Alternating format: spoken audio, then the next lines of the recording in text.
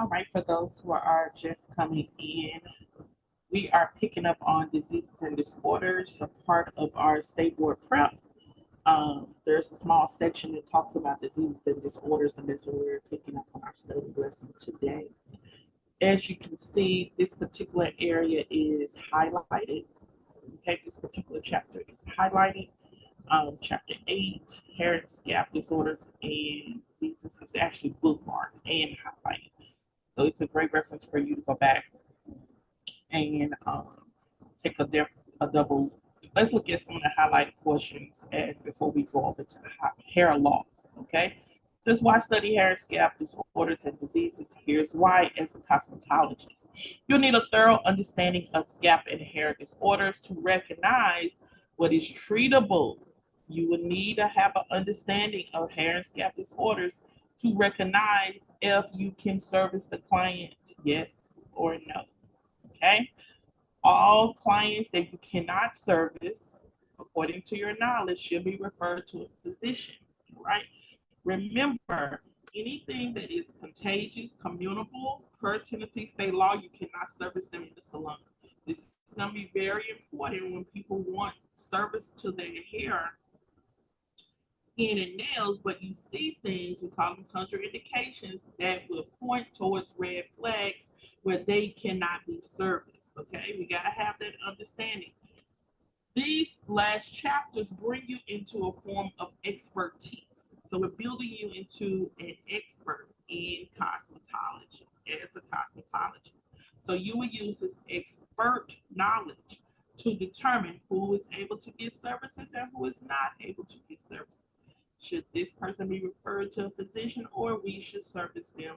They're fine to be serviced in the salon or spa, right? Continue highlighting yellow, identifying the differences between common and irregular hair loss. What normal everyday hair loss versus out of the blue, okay? Normal everyday hair loss, you're gonna get anywhere between 50 to 100 strands a day that may shed, okay? What does that shedding look like? Combing and brushing your hair on a regular basis, and what you see in the comb or what you see in the brush.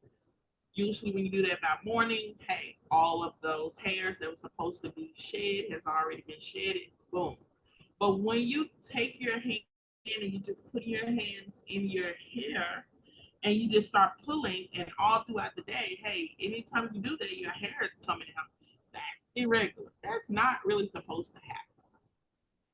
When you take your hair and you touch the ends, and you take your hands and you just rub the ends and the hair is breaking off, that is not supposed to happen, right? And so irregular hair loss is something that a lot of us deal with now. It is a present day. It's not just because the popularity of wigs, weaves, and extensions. It's not because of that. A lot of time it's traumatic stress, heredity, yes, DNA, okay? It can cause you to have these irregular hair loss patches. And so we're really going to get deep into that. What's regular, irregular hair loss patches? What's regular versus irregular? Let's look at the green. Recognizing communicable scalp and hair conditions, okay? Communicable, like communication. One person goes, the next one goes. One talks, the next one talks. Communicable is another word for contagious, right? Tennessee state law says you are not supposed to be servicing anyone that has a communicable disease or disorder. Condition, disease, or disorder. So when clients, well, not conditions, but disease or disorders. Clients comes in with headlights that can move from one person to another, jump, actually leap to one person to another. We can't service them because we have all of this big emphasis on infection control. And then we bring something into our environment that will harm our clients and our staff, and you can take it back. We can take it back home, and it just continues to spread, and in some cases get worse. Okay. All right. We are going to learn when a client should be turned away and when they should be referred to a physician. We can't service everybody. we have to keep in the front of our mind that infection control is of the utmost importance, okay? They charge us with leading it. That's why we have the barbicide certifications. That's why we have the board that sets the rules, okay? That's also why we have our representatives, our congressmen that set the laws. There's so much in place to prevent us from hazardous services, okay? Creating hazardous environments. There's so many things in place. And it's connected to your license, all right? So make sure you're doing your best by putting that infection control in the front.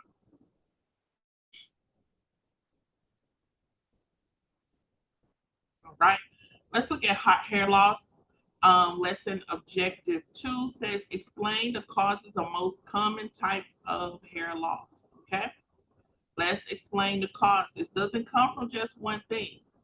It says, as a cosmetologist, you'll often be the first resource for a lot of clients. You are essential. We see everybody. We're beauty. People want to look good and feel good from the smallest of the age to the oldest of the age. Okay? We get to see some things before everybody else sees some things. We even see things before the client sees it. Okay? So it says it's common to lose 50 to 100 hairs per day. Never forget that. All right? That's basically the hair you see in your brush. Okay? And I tell a lot of people too, if you like protective styles, how do you know that it's a protective style? And if it's benefiting you, is when you take the style down. Okay? And a protective style is not supposed to go on for months and months and months and months and months. Okay? We still have care of the scalp and we still have to have care of the hair. And so I want you guys to understand, hair grows a half inch per month, about up to a half inch per month on average. Do we have individuals that hair may grow faster? Yes. Do we have individuals that hair may grow slower? Yes. But on average, it grows up to about a half inch per month. As a person ages, it slows down. As you have a younger individual, especially in the summer, a teen or early 20s, it may grow faster. All right, but on average, it's a half inch per month. It says common hair loss. Common loss is 50 to 100 strands a day. So now that we know, we got those two sets of numbers. Okay, there's many things that can go on within our body's environment that can cause this to accelerate. All right, it can have a significant acceleration. Work, health, hygiene, how we take care of hygiene of our own bodies, okay? Sickness, illness within our own bodies, organs that may be feeling kind of abnormal, feeling sick, feeling ill. Systems are not regulating or working as they should be, such as the circulatory system, your endocrine system, pregnancy, okay? Post-pregnancy, nervous conditions, um, uh, and that nervous condition fall into mental health, stress, things of that nature. There's many different types of stress. And so there are your environment in which you work, your home environment, the air, the foods you eat, the digestive system, okay? You with your ability to reduce the to push out waste versus it is still kind of holding on. Um, and they always translate you are what you eat. Well, you are what you eat whatever, eat what you want because you're gonna do that anyway. But that what you eat really has it really affects everything else going on in the body. Okay, so just remember that there is a cause and effect for everything. For today, this moment, it may be delicious, it felt good, it satisfies something in your soul, but it was not good to something in your body, especially if it was a lot of sugars, a lot of oils, a lot of carbs and things of that nature. Everything has a cause and effect. And more than likely, it affects the hair, skin, and nails. Okay. Also, medications. Medications are big focus as far as side effects on what our hair, skin, and nails deal with and the reaction. So make sure we check that out. Let's look at hair loss. and the types of hair loss. Again, this is recorded. This is a Cosmo study session. It has already been pre-highlighted. Bookmarking this section again. Okay. Partial or complete loss of hair from where it typically grows is called alopecia. Let's just do that. Everybody that does not have hair deals with alopecia. But alopecia has become more relevant in a lot of different places. I have friends who are total alopecia, totalis alopecia. On their scalp, they have absolutely no hair. They're not suffering from cancer or any other diseases. They just have no hair. Okay? It could have been hereditary or something genetically that has happened within them that they have totalis alopecia, or they have a form of alopecia. So let's look at some of the common forms of alopecia. Androgenetic alopecia. Yeah. We see this in women. Okay, we see this mainly in women, androgenetic alopecia. In men, it's called male pattern baldness. All right, so it is a sister to male pattern baldness. All right, so androgenetic alopecia. You really don't bald, but it thins out in the temples. Some people call it the edges, and then it thins out in the crown, the top of the head. It just gets very thin. You may have a full back, okay, but it's very thin and it gets wider. That section gets wider as they age. Okay, so you started seeing gaps in the hair or very thin, and then it just gets to where there's nothing in certain areas. Okay, androgenetic alopecia, also known as hair loss, characterized by terminal hair miniature. Okay, when I say miniature, it minimizes miniature. That means you don't totally lose it. It's not like it just gets bald. It gradually shrinks the follicles. And when the follicles shrink and close, then your hair that's left behind just looks thin. And that section gets wider and wider and wider. Okay? And it's short your growing phase is not, you're supposed to be at your growing phase of hair by 90% of the time. So in androgenetic alopecia, you have a short growing phase, all right, but you have a long shedding phase. And things are just kind of off. It just gets backwards, okay? And that's androgenetic alopecia. It can affect anyone, and it's caused by genetics, as I said earlier, DNA, age, and or it could be a combination of both. Hormonal changes, side effects to birth controls, whether that's implants, you're taking it by mouth, you're getting a shot. A huge side effect for birth control is hair loss.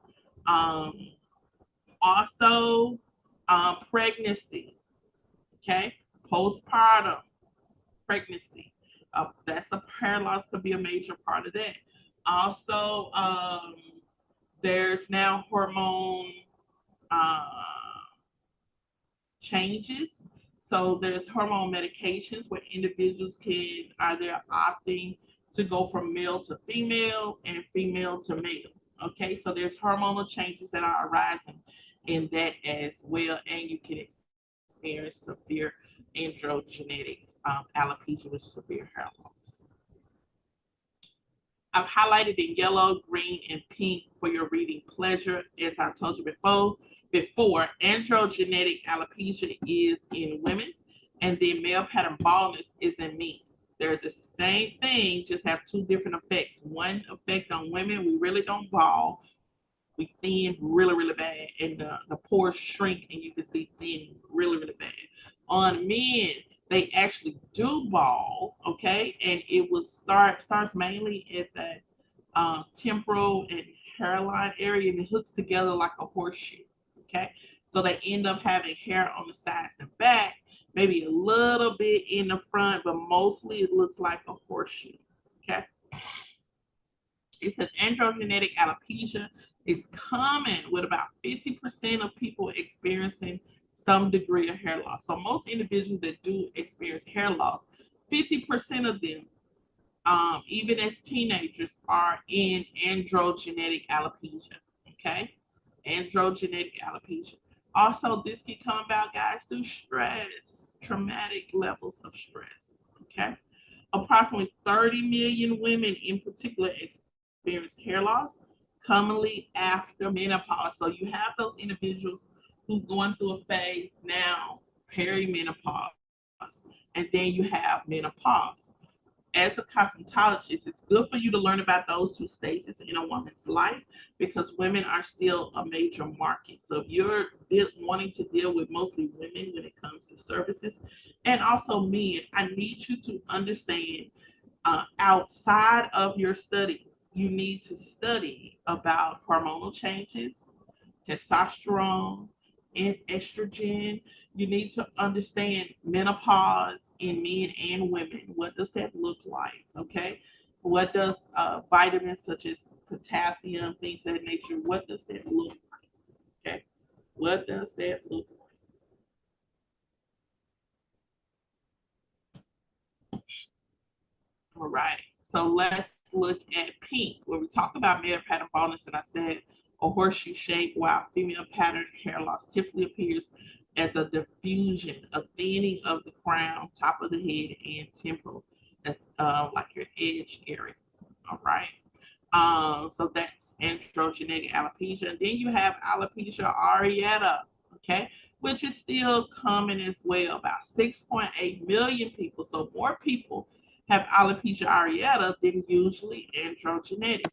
Now, look, let me tell you this. I see, yeah, we have all this writing, but let me tell you about androgenetic alopecia. It's immune system. It attacks the immune system.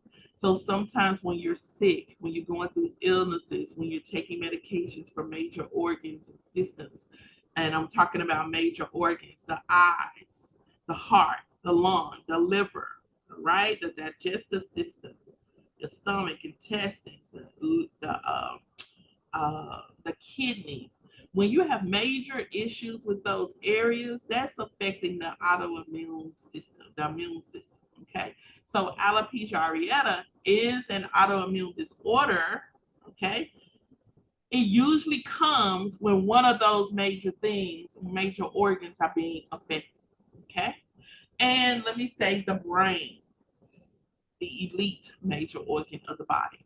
Okay, when there's stress on the brain, there's stress on the nervous system. Okay, when someone literally says you're getting on my nerves, that simply means pressure on the nerves. Please be mindful of what we say because that the words become action. If the words are they become do, and you don't want pressure on the nerves. And then your nerves get to a point where it can't handle the pressure.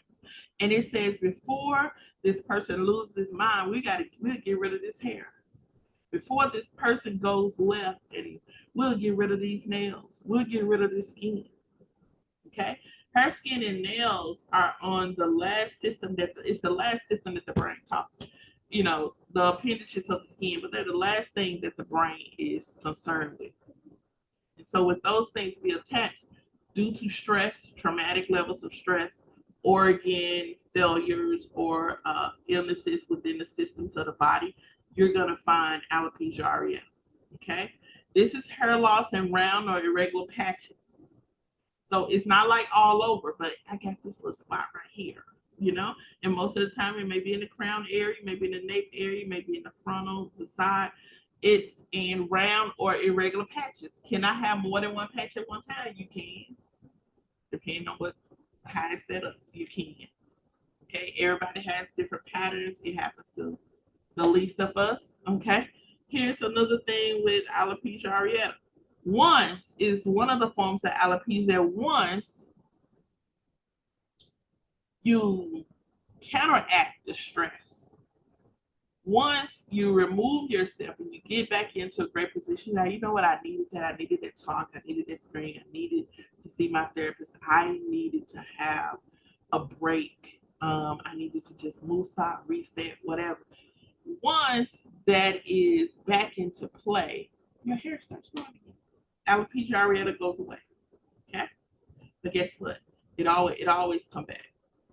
If you continue to disregard that, it will come back. And here's what I tell people. You can lie to people, tell a fib, a story, and tell them, oh, all is well, everything's good, I'm not stressed. But your body is holding that stress in. Your nerves are so heavy with pressure. It does not, you cannot trick your brain to be in de-stress. You literally have to go and de-stress. Whether that's a tub, a shower, a bath, a vacation, sitting out in the sun, just meditation, praying, whatever, you cannot trick your brain from de-stress. You can fool everybody else and put a smile on, but you'll never be able to trick your insides of your body. Okay, the brain is the major control system. It knows everything. And that internal stress can create illness. So I'm talking to somebody, and I don't want you to think that I'm talking lightly. I'm telling you what I know. Okay. So although we deal with an impact of our client coming in who's stressed, and yeah, they have a form of hair loss, but also as a cosmetologist, we have a duty to educate. Okay. So we have to tell them where this is coming from, what are some things that they could be doing to get this to stop. And we just have to call a spade a spade. Babe, you're stressed. I hope you're not stressed. If that job is stressing you to that point that your hair is you're losing your hair, it's time to step back. It's time for a break. Your skin is going to tell us you're stressed. It's going to break out pimples, things of that nature. Your scalp is going to tell us it's going to become really dry. Warning signs, warning signs, warning signs. Really sensitive. Your hair is going to tell us it's stress, especially if you know you had been like this. It's not something normal, okay? But when I'm stressed, my eczema, my skin shows it. Before anything, my scalp shows it, okay? I have eczema flare-ups when I'm stressed. And when I see that, I know, okay, Destiny, you need to have a moment. So I last week and I said, okay, I need a moment, okay? Because I knew what was going to happen. So our bodies give us signals, warning signs, flash warnings. As a cosmetologist, we see it first. We should educate, okay? Make them aware, all right? This is why when they come in, some people treat the salon as a place of just relaxation. They don't want to hear all that talking, kids running around, things like that. They want to enjoy the experience of just, man, I just want peace. And so we're charged to do that in our environments that we prepare for our clients. But that's alopecia areata. Some more reading on it. It says white blood cells stop hair growth during the anagen phase, right? If you know things like cancers and things like that, any that have these blood cell importance, red, white, it counts up and down. During that, you could experience some hair loss. It actually will block the growing phase. So the hair doesn't grow, it goes into pause, and then it just falls out. It naturally sheds. Okay. So we need to make sure our cells, our body is healthy, we're free of illnesses. All right. And cancer is one of those that really affects the cells. Okay. So you're going to find some form of hair loss, sometimes total. But once the treatments are in place and the cells get balanced again, you'll start to see hair come back unless something really traumatic happened and the pores just did not open up. So that's something for you to look at. Okay, the scalp appears normal, but the hair, you begin to lose the hair. Here's two other forms of alopecia areata. Totalis, where I said all of the hair, terminal hair, all the old hair is lost. Okay. Alopecia universalis, that means hair on the body and hair on the scalp. So totalis, we're just talking scalp hair, is gone. Universalis is hair on the body and the scalp. So no eyebrows, no hair on the legs, no hair on the lips, the face, the beard, the back, ears, nose, no hair anywhere, scalp, no hair anywhere. Okay. Okay. Alopecia areata can occur in anybody, people of all sexes, male, female. all ages, all races, all ethnic backgrounds, and most often begins in childhood. So we have to be very mindful of chemicals that we're putting on our children in their young ages because they could literally be going through or having stems of alopecia. Okay. And then we putting harsh chemicals. Guess what? Both of those together make no hair. A young lady has stunted growth. All right. So they'll grow up like, oh, I ain't never had no edges. Probably because it's an underlying alopecia that no one never detected, but because of harsh chemicals and relaxers and tight braids and ponytails, it didn't make it no better. Okay. So sometimes we're just overlooking the root cause of stuff, and then when we add certain styles that's supposed to be protective, they just end up being damaging. Okay. It says the scalp usually shows no obvious signs of inflammation, skin disorder, or disease. The scalp usually is clear and smooth, but let me tell you, sexually transmitted infections and diseases, okay, they populate themselves in places where they show themselves in places where there are a lot of hair. So private areas, underarms, and on your scalp. So if sexually transmitted diseases or infections go untreated, I'm telling you, you can see things that are trying to get out, that the body is trying to push out. It will come out in the hair, it will come out in the underarm or intimate areas. So it is good in intimate areas that you wax, that you make sure hair is not present because it will hold on to odor. And making sure that your clients are protecting themselves, you're protecting yourselves as well, because you can have hair loss, okay, if the scalp comes in contact with these infections. So hair loss is relevant in these areas as well. Be mindful of signs of inflammation. As we said before, inflammation equals redness, it equals pain. Okay, it is a sign of infection, which means if inflammation is there, you got pain, you got redness, you got pus, you got swelling, you can have heat, local fever. Just so many other things that can be surrounded around inflammation, skin disorders, or disease. And this is a severe case of alopecia areata. Okay. We have postpartum alopecia, temporary hair loss after pregnancy. So this is where our vitamins, our prenatals, we're not eating all kind of junk foods. We're making sure that after effect, we're in a good place. So mommy should be getting her rest, okay? Since most people experience temporary hair loss 1 to 5 months after delivery. Y'all, postpartum, you should be looking at this 6 months, or at least 6 months to a year. If your client, you're treating someone who just had a baby, you need to be watching this every month, updating. Let's have a little moment when we talk about postpartum every month to make sure that the hair is not going into something and you're maintaining a healthy head of hair and scalp.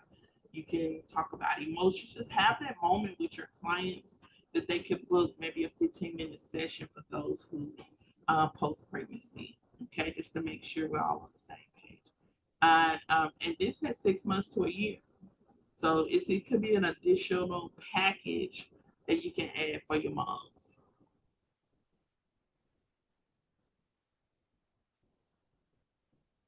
Okay. Hair loss treatments are approved by the FDA. Right? Hair loss treatments are approved by the FDA.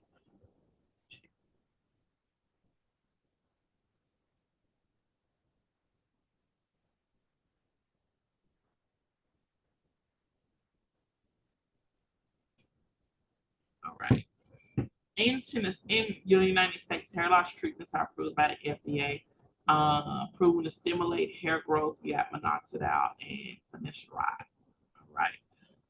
These can be found in low percentages over the counter. We've seen things like Rogaine, things of that nature, or 2% minoxidil or 5% extra strength treatments. Okay, you can find these things mostly over the counter. But there are some oral prescriptions Okay, that can be more effective and convenient. You will have to go to the doctor for those, but they do carry some negative side effects, such as birth defects and male fetus. Therefore, it's not prescribed for people with childbearing potential. So if you're able to still have children, that is something. The finasteride is something you probably should not be taking, just because it has been shown studies to cause birth defects. These medications slow the rate of hair loss, okay, whether they're over the counter or prescribed by a physician. And some even experience hair growth in these areas. Okay, it may take months and things of that nature, but there's even many individuals who opt in for surgery. Okay, there are surgical options such as hair transplants, where you have a lot of hairs in your nape area. They'll take the hair literally out of the follicle in your nape area and place it. If there's open pores, they would place it inside follicles to regenerate. Okay, and it will do that over a period of time. You also have the options of non-medical, such as wigs, toupees, weaves, and hair extensions. There's tape-ins, there's glue, there's clip ins, there's K-tips, there's so many of these. So treatments are available. As I talked about stress, this is the section I'm going to bookmark here. It talks about the emotional impact of hair loss. About 80 million people in the United States experience hereditary hair loss. They get it from a mother, okay? They get it from a father. Whatever the most dominant hair loss is in the family. You can research that by asking about your aunts, your grandmothers, your ancestors, and you can pretty much link where the hair loss gene is coming from, okay? Many individuals who do experience alopecia, like I said, it's an emotional impact. So there's a stress level. Sometimes there's an embarrassment. Sometimes it makes them feel insecure. So be very kind and gentle to those particular clients that are going through this. And I know many individuals, many friends who specialize in hair loss, and they service clients in separate areas. They don't service them in front of everybody. They have private section in the private rooms, suites, things of that nature where they servicing. And you have to be mindful of sharing pictures and things like that on social media, because that everybody is not somebody for you to share. It's not everybody is not content. Okay, everybody is not content. So just be mindful of that. As we look at hair disorders, this is what I'm going to leave you with today. We're going to pick up tomorrow on hair disorders. I want you to read over lesson objective 3, identifying the most common disorders. And we're going to start with Kanishis. And tomorrow we'll find that Kanishis is gray hair. All right. So we're going to talk all things gray hair. We're going to bring it into our study session tomorrow. All things gray hair. Okay. Um, that is going to conclude today's session. We started, and we didn't have anyone in the study session till about 18 minutes after, so that took up some of our time. But tomorrow, please make sure you're on the study session.